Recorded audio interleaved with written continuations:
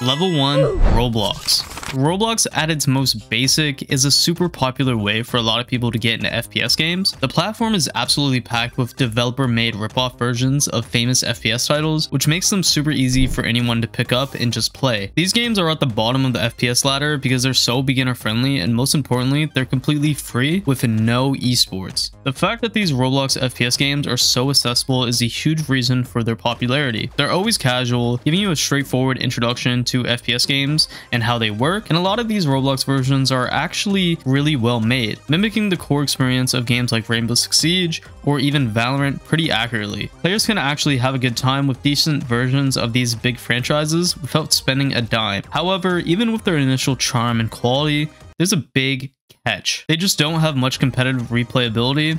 While they're fun for a single playthrough or even maybe a couple of tries, the novelty usually wears off super fast. The lack of deep competitive systems, ranked modes, or solid progression often leads to boredom after you explored everything, or when you're done comparing your favorite game to the ripoff version. Once players get the basic mechanics and gameplay loop, they really don't have a reason to come back, since they take attributes from other games and don't stand out as their own game. So they're awesome for getting started, but they ultimately limit their long-term appeal for anyone looking for a more lasting, challenging FPS experience. I can see a lot of underage kids that play a lot of Roblox playing games like this because they're probably just not allowed playing games like Call of Duty, Valorant, Siege, CSGO, or any other FPS games. Level 2, Battlefield.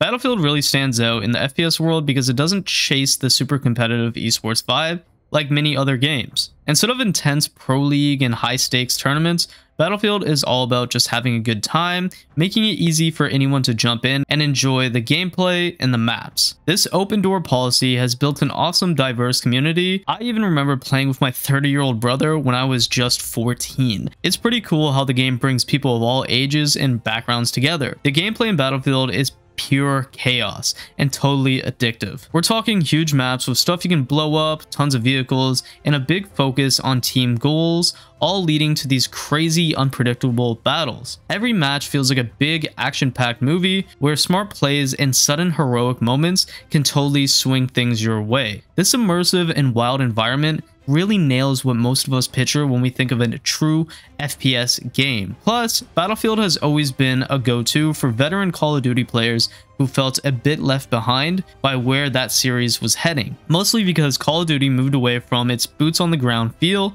a lot of people looked for something more grounded and tactical. Battlefield, with its realistic bullet physics, combined arms combat, and massive battles, totally delivered, cementing its place as a beloved and long-lasting franchise with a seriously dedicated fan base. It's one of those games you can just pick up, have fun, play with the boys, or play even with your older brother. It's really not that serious, but it's one of those games you can immerse yourself in. Level 3, Call of Duty. Call of Duty is a huge deal in FPS games.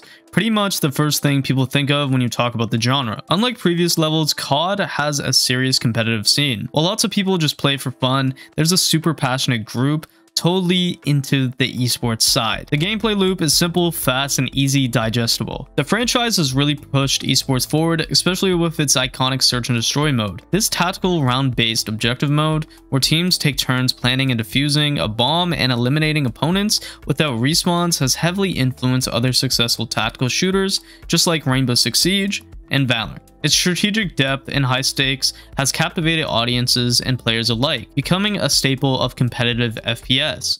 But here's the thing, despite Call of Duty's undeniable impact on esports and its massive popularity, it often falls a bit short when it comes to tactical complexity. The main reason, its gameplay loop is pretty straightforward. The core mechanics are refined and fun, but they don't quite have the multi-layered strategic depth you'll find in other titles. There isn't much focus on intricate team comps, diverse character abilities, or highly destructible environments that demand constant tactical adaptation. Plus, there's a hot topic in the Call of Duty community, especially when it comes to fair play and competition: controller aim assist. It's designed to make the game more accessible for console players, but some PC players and even certain pros see aim assist as a form of legal cheats. They argue it's an unfair advantage, especially in cross-platform play.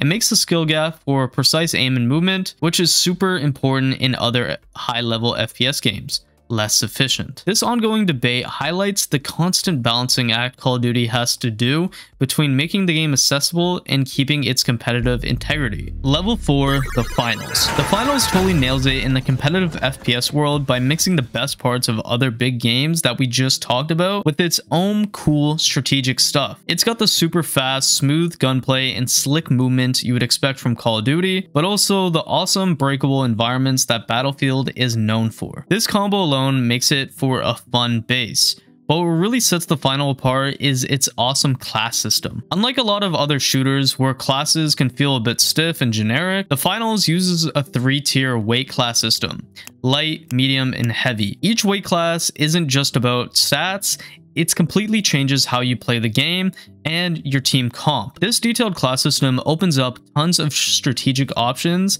Teams are encouraged to try out different class mixes, finding unique ways that work together and counter each other. The way abilities, gadgets, and weapons interact across these classes creates a dynamic game where adapting to the enemy's setup and using the destructible environment are key to winning. This deep strategy keeps the game fresh and fun, even after playing a bunch of matches. Even though it's still a bit of a niche title in FPS and just in esports right now in general, the finals definitely has what it takes to become a huge hit. Its unique blend of gameplay mechanics makes it just an interesting title. The game could really make it a major player in competitive gaming. They just have a long way to go, and hopefully they don't give up on the game too soon. Level 5, Valorant. Valorant adds a cool twist to the whole competitive shooter thing. Even though the basic movement and gun recoil might seem a bit easy, the unique agents totally make up for it. Each agent has a special ability that, when used together with other agents, creates some awesome team synergy. This focus on working together with abilities makes for some super satisfying team play. In Valorant, nailing your timing, positioning, and how you use your abilities together is key. Mess up an ability like a poorly timed smoke from Omen,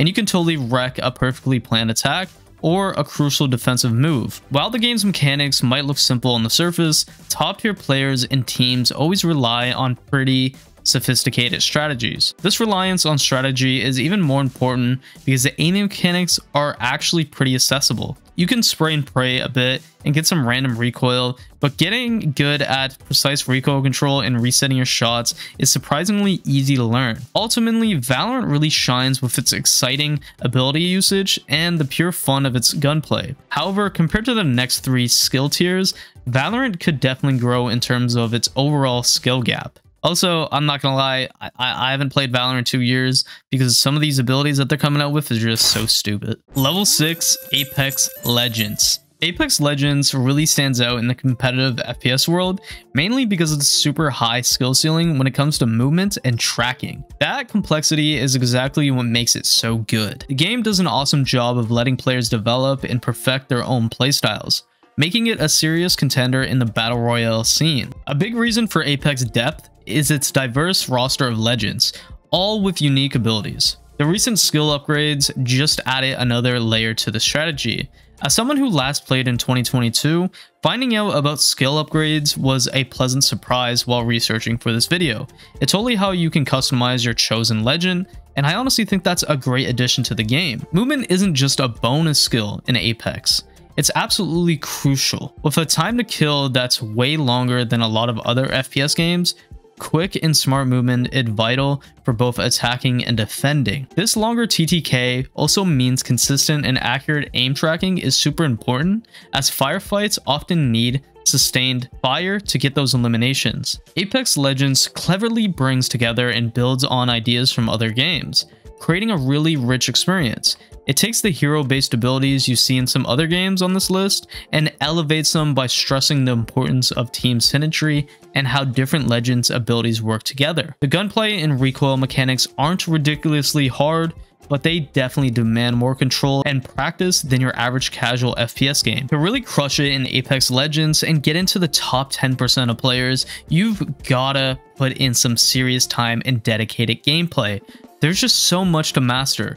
mechanics, character interactions, map knowledge, and strategic nuances. So becoming really good takes a significant investment of time. This awesome mix of unique movement, diverse legend abilities, strategic team composition, and challenging gunplay definitely makes Apex Legends a really rewarding but tough experience for anyone looking to push their competitive limits. Level 7 is CSGO. CSGO is seriously amazing. It's a first-person shooter that just keeps on going, pulling in a massive global fan base even though it's been around for a while. It's not just luck, there are some deep reasons why it stands out from other games. One of the biggest things about CSGO is how much you have to put in to get good. Unlike a lot of other FPS games that are pretty easy to pick up, CSGO has a super steep learning curve. You won't be dominating in just a few hours, it's a journey of hundreds and even thousands of hours. But that long climb makes it so rewarding. When you play well, it's an incredible feeling because you worked for it. And when you play badly, it's a wake-up call that pushes you to get better. The depth of CSGO's gameplay is unmatched. While other games might simplify things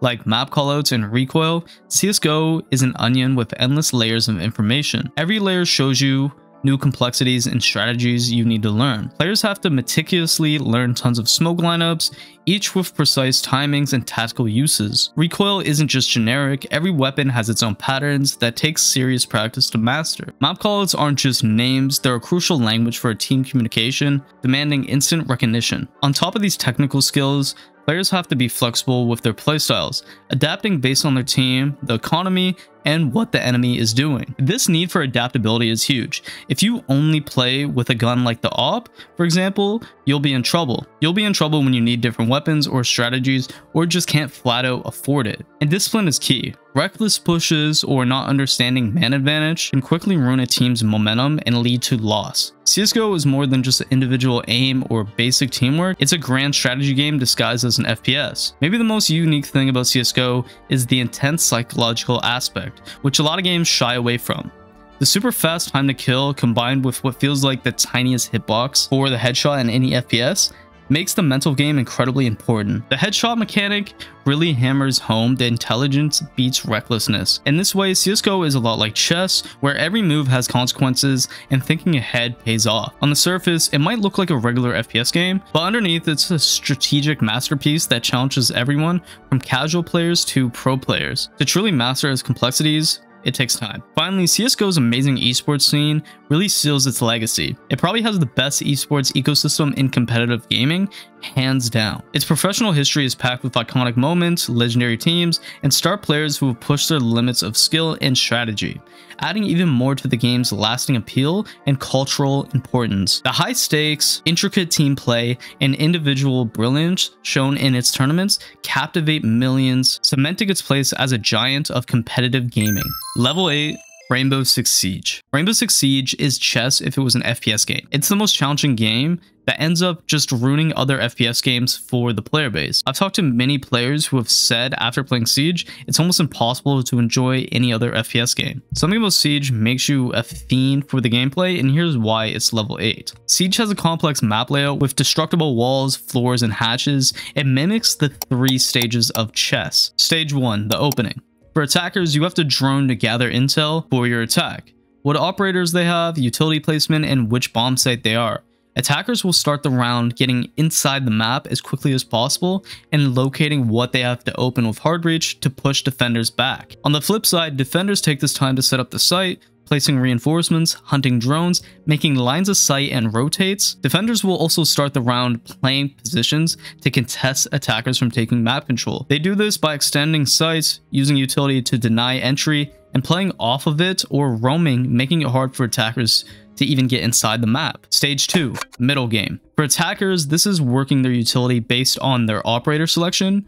Most of the time, this is a soft or hard breach making lines of sight, like vertical or horizontal play, that cuts defenders off, making it difficult to retake areas around the map and making it easier for attackers to set up a plant. Usually around this time, you're playing your angles you've made to try to pick off defenders and gaining man advantage. For defenders, this is playing off of your utility or pushing back from the pressure the attackers are dealing. As a defender, this is an important time because if you give up too much map control early, attackers have a lot of time to work with. Making it easier for the end stage of the round, defenders have to play their cards well, usually making a risky play like a flank or retaking a part of the map. Then there's stage 3, which is the end game. Attackers are setting up to plant around this time. Everything they did to this point makes it easier or harder to plant. After the plant is down, this is when the post-plant situation starts. This is where attackers have to protect the diffuser from being disabled. This can be hard if you didn't pick your operator comp correctly and didn't get to open the lines of sight needed. Defenders are trying to retake map control. They were forced to give up, forcing gunfights and flanking when needed. Depending on how successful your defending comp was, will determine how successful you'll be. During the round, the attackers have the time playing against them, but once the plant goes down, the script is flipped and defenders now have the time against them. There's a reason why the Siege player base is top of the IQ chart for a reason for any game. There's many decisions a player has to make to be successful. From map knowledge, callouts, operator abilities, operator symmetry, aim, mechanics, and so much more. It's obvious Rainbow Six Siege is the top level for an FPS game, and that works against Siege more than anything since it's such a unique game. A lot of people just don't have the time to learn a game like Siege, but if you get the ability to learn it, do so because it's hands down the most rewarding game I've played.